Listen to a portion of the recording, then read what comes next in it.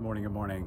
It's been a while since I did an update for HKV, so figured this was as good of a place as any to do it.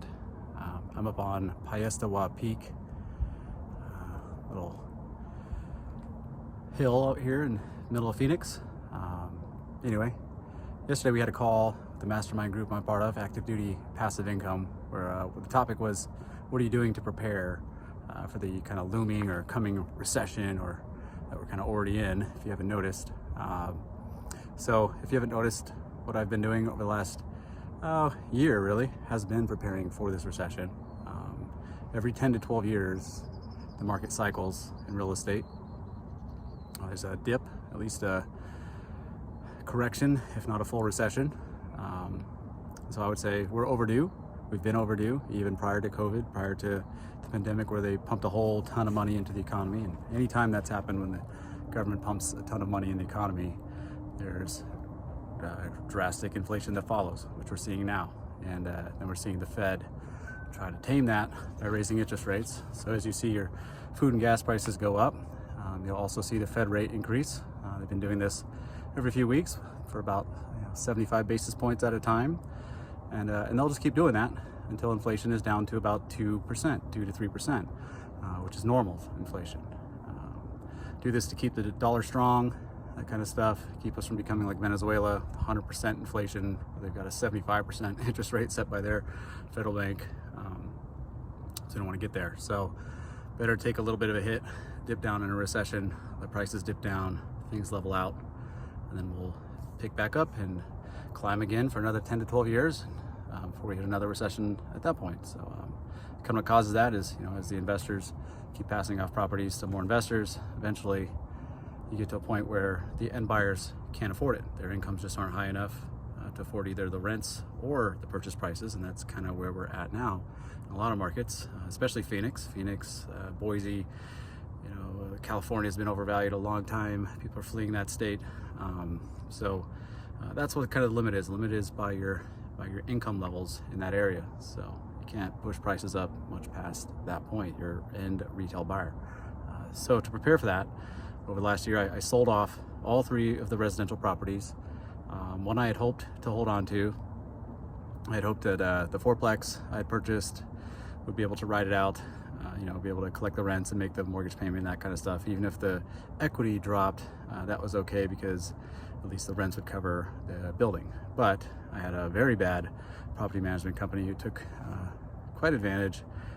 We had the federal government who issued that moratorium, said we couldn't collect rent. Had some professional tenants take advantage of that, bailed out when they were supposed to get caught up on their rent once the moratorium was lifted.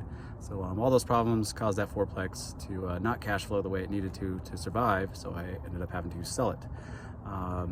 That fourplex was supposed to produce enough cash flow to keep the nonprofit going, the bunker project, but it did not. Wasn't able to bring in donations because people weren't able to travel. My Turo business floundered as well, but luckily inflation went up, so I was able to sell those properties and sell off the cars I was using for Turo. At least broke even or made a little bit of a profit. So I was able to pay off the debt I had taken out to cover the maintenance issues with the fourplex. What else did I do? Sold off those houses, and then took $175,000 after paying off all the debt and put that into an opportunity zone fund. And with that fund, you can check it out. It's OZ Growth Fund.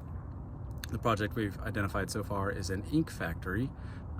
And then we're partnering as a joint venture on a small development in Somerton, Arizona, just to kind of learn the process of development, get the ropes down, get some experience under our belt.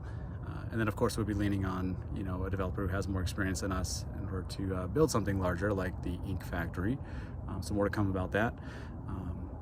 And then on the other side, on the value add side, looking pretty aggressively for properties, just kind of waiting. So that's why I'm, out hiking. I'm preparing for a trip to Peru. So that's been sort of my thing to do, is just to hold out and give it a few months. I anticipate probably by a lot of the, bigger investors who've been doing this a long time, anticipate that by early mid 2023, that's will be in kind of the the largest part of the dip, and that will be the time to get out there and help save some people who are underwater, and get some good deals at the same time. So that's kind of what I'm holding out for, is wait till then.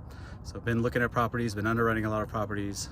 Still everything is overvalued compared to what you could get for the rents, what you could get for the sale price, even on the residential side. So I've been looking to reuse my VA loan. So one of my kind of tricks is I keep my basic income to $60,000 a year, and everything beyond $60,000 a year gets reinvested into the business. Hence why I didn't touch the $175,000 from the property sales over this summer.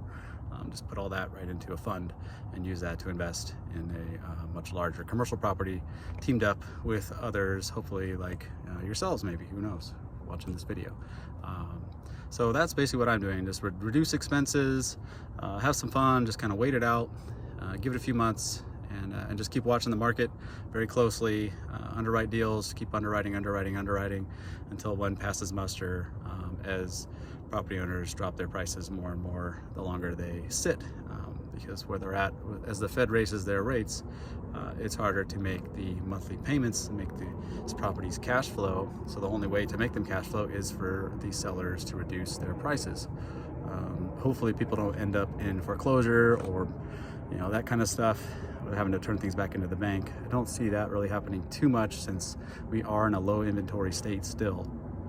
So hopefully it can just be, hey, people that were over leveraged or overpaid, aren't going to be able to get their returns. At least they can pass those off, especially looking for assumable loans. So those people who were able to lock in rates, the 2 and 3% during that last few months before the Fed started jacking up their rates real high. So that's kind of what I'm out there hunting for.